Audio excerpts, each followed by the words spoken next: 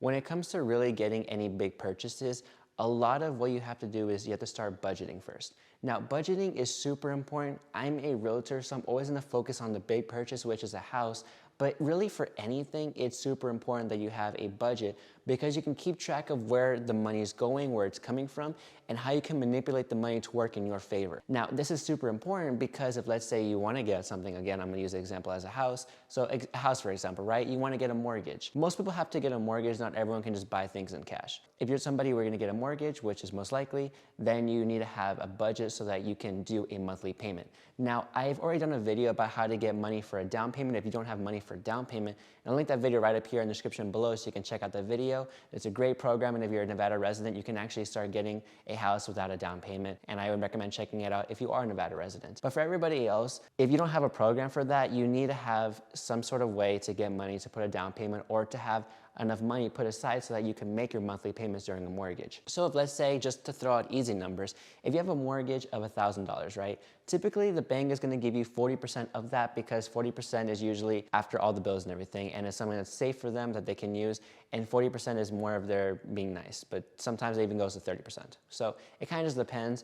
Also with your credit score too, if your credit score is super high, then they can typically like give you a little bit more room and give you like a full 40%, but it really just depends. And I'll even link a video up here as well in the description below so you can check out how to make your credit score good. But if let's say everything's out the way and it's good, it's gonna be about like 40%. So you get $400 a month that they're allowing you to have if you make like $1,000 a month, just to put in simple terms. Now with that being said, still it's sometimes a struggle to get that $400 even if you have $1,000. Why? Because most people don't really know where their money is going. So that's why it's super important to start budgeting. Now, if you're wondering, okay, well then how do I budget? How do I make sure that I know where my money's going and where it's coming from? Just writing it down and figuring out where it goes, sitting down with your bank account. And I know it's not fun to do. It's not something that's super exciting. You so much rather be doing anything else. But believe me, it is super important and it will take your life super far because you will have the peace of mind knowing that you have money sufficient to where even if you don't make any money because you lose a job,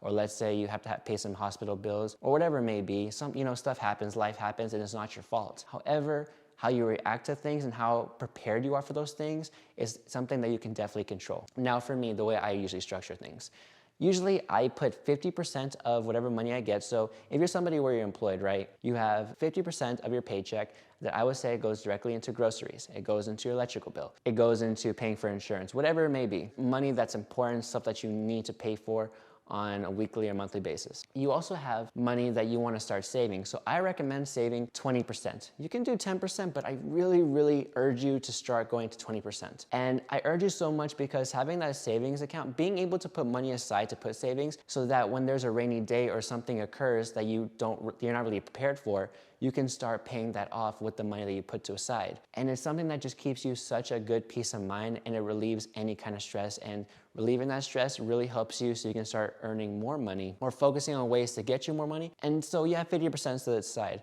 And then you have 20% to savings. And if possible, I also recommend having 10% towards investing money. Having a savings account, it's super important, and I recommend having money in the bank. But another great way to start earning money is to start using it by getting stocks or buying houses. I recommend doing it because you can start having money there that will start gaining more money at a faster pace than a savings account. Now, that's a whole nother video by itself, and I'll do a video about that in the future. It's not a get rich quick kind of thing, but it's something that over the long term, it will start to gain compound interest that will be able to get you more money at a faster rate than a savings account, because most banks, they don't give you a whole lot of money for just having their money sit in the bank. But with stocks and in real estate investing, it will get you far. Now, with the other little bit of money that you have, you can start using that money for fun money. As in, you can start using that money for going out with friends, going to the bar with your buddies, or buying clothes, having a cool jacket, whatever. It really don't matter. But it's something that I think that as human beings that we kind of need. It's money that, like, of course, if you don't have the money and you don't have the ability to do this, that's another story. But if you are somebody where you do have a 9-to-5 and it's kind of consistent and you are sort of okay with this budget and this works for you, then you can definitely have money to the side that's set specifically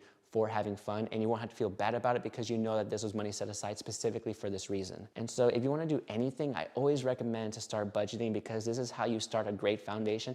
And once you make it a habit, you'll start loving doing this. I actually quite love budgeting my money, because I know for a fact that I know where my money is going, where it's coming from, and I can manipulate things to where, so that let's say that my needs are over 50%. If let's say my bills and everything are above 50%, like let's say it's 60, I can start figuring out, what do I not necessarily need? I don't necessarily need Netflix. I don't necessarily need Hulu. Of course, those are fun to have, and you can make it work in your fun money budget. Perfect. That's amazing. That's even better. But for me, those are stuff that I don't necessarily need, and so that I can start cutting those things down. And you can cut those things down for now until you develop a system to where everything works. You want to make it a habit first, and once you make it a habit, then you only have to think about it. You'll just start doing it, and you'll start getting things in order. You can make a lot more money. You'll figure out how to use your money better, and it will just be so much more beneficial for your financial future, so you can start living the way you want to. Now, if you're self-employed, it tends to get a little bit different here, because you might not have a consistent income. It might be a little bit different, like month by month.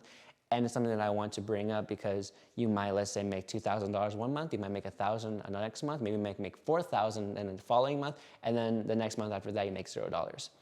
And this is why most banks actually look about a 2-year span, so they can see that you're consistent and you can really make it being self-employed.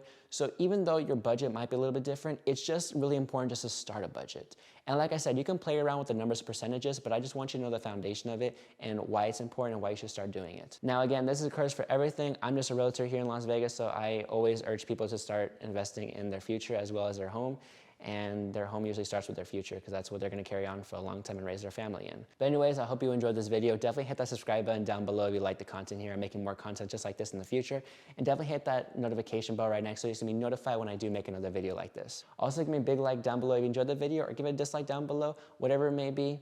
Or just give me feedback in the comment section to know if you're enjoying these videos or if you want me to change things up. But anyways, thank you very much for checking out the video regardless of any of that.